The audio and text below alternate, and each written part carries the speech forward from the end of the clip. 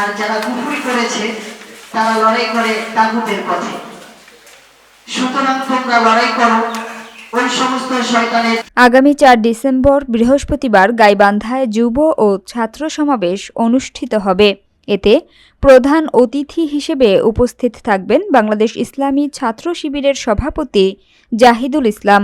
এ উপলক্ষে মঙ্গলবার দুপুর 12টায় বাংলাদেশ জামায়াতে ইসলামীর জেলা কার্যালয়ে এক সংবাদ সম্মেলন অনুষ্ঠিত হয়। বিস্তারিত থাকছে গাইবান্ধা থেকে রজতকান্তি বর্মনের প্রতিবেদনে।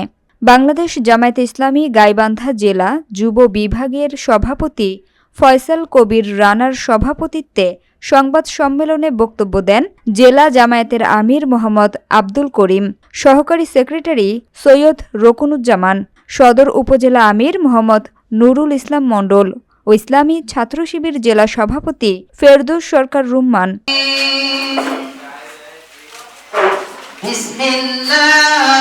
সংবাদ সম্মেলনে লিখিত বক্তব্যে ফয়সাল কবির রানা বলেন, নতুন বাংলাদেশ গড়তে যুবকদের এগিয়ে আসতে হবে।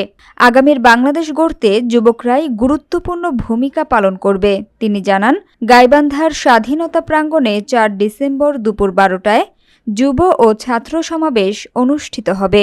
এর আগে সকাল 9টায় গাইবান্ধা সরকারি কলেজে নবীনবরণ ও ছাত্রদের ক্যারিয়ার সেশন অনুষ্ঠিত হবে।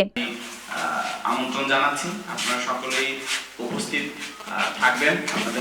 সমাবেশে বিশেষ অতিথি হিসেবে উপস্থিত থাকবেন সাবেক জেলা আমির ডাক্তার আব্দুর রহিম সরকার, কেন্দ্রীয় শুরা সদস্য ও জেলা আমির মোহাম্মদ আব্দুল করিম, নায়েবে আমির অধ্যাপক মাজেদুর রহমান, বীর মুক্তিযোদ্ধা আব্দুল ওয়ারেস ও সাংগঠনিক সেক্রেটারি অধ্যক্ষ মাওলানা নজরুল ইসলাম লেবু।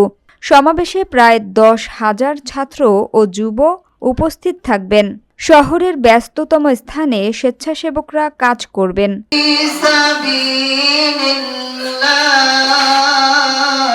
সংবাদ সম্মেলনে জেলা আমির আব্দুল করিম বলেন, ভোট ও ভাতের অধিকার নিশ্চিত করতে হবে, আর যেন কেউ এই অধিকার কেড়ে নিতে না পারে সেজন্য সকলকে সজাগ থাকতে হবে।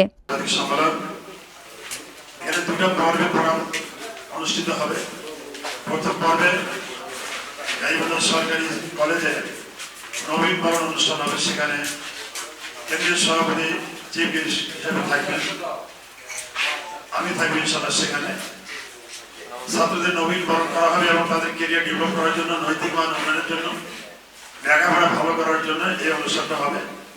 আর দ্বিতীয় পর্বে যে অনুষ্ঠানটা সেটা হলো স্বাধীনতা প্রাঙ্গণে যুব ছাত্র সমাজের